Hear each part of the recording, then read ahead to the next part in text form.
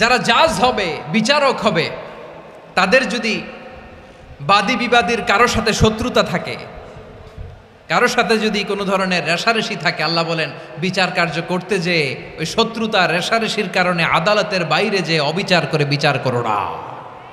খবরদার কোনো জাতির প্রতি, কোনো গোষ্ঠীর প্রতি, কোনো গোত্রের প্রতি আক্রোশ যেন তোমাদেরকে ন্যায় বিচার থেকে দূরে সরিয়ে না দেয়। বরং আমি আল্লাহর আদেশ হলো ইদিলু, তোমরা আদল করো, ন্যায় বিচার করো, সুবিচার করো, সুশাসন প্রতিষ্ঠা করো। হুয়া আকরাবু লিত্তাকওয়া, এটাই তাকওয়ার সবচেয়ে কাছাকাছি। সুবহানাল্লাহ বলেন। কোরআনের বিভিন্ন আয়াতে আল্লাহ তাআলা স্পেসিফিকলি ধরে ধরে বিচার করার সময় আমরা যেন আদল করি সেটা বলেছেন। কোরআনের কোন কোন জায়গায় আল্লাহ তাআলা এই আল আদ শব্দটা ব্যবহার করেছেন। আবার একই জিনিস ইনসাফ, সুবিচার, সুশাসন, ন্যায় বিচার, ন্যায় পরায়ণতা বুঝাতে আল্লাহ তাআলা কখনো কখনো আল কিসত শব্দটা ব্যবহার করেছেন। আওয়াজ করে সবাই বলুন আল কিসত। প্রিয় ভাইয়েরা, সবাই আওয়াজ করে আমার সাথে সাথে বলুন আল কিসত।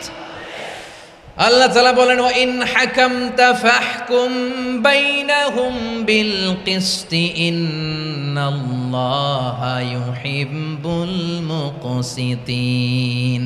যখন তুমি বিচার করবে, বিশ্বনবীকে উদ্দেশ্য করে অ্যাড্রেস করে বললেন, নবী হে, ইহুদিরা কোনো বিষয়ে মীমাংসার জন্য যদি আপনার দরবারে আসে, যদি বিচার করতে হয়, খবরদার অবিচার করবেন না। ফয়সালা যেটা করবেন কিসতের সাথে করবেন, ন্যায় পরায়ণতার সাথে করবেন, কারণ ইন্নাল্লাহা ইউহিব্বুল মুকসিতিন, নিশ্চয় আল্লাহ রাব্বুল ইজ্জাত ন্যায় পরায়ণশীলদেরকে বড্ড ভালোবাসেন।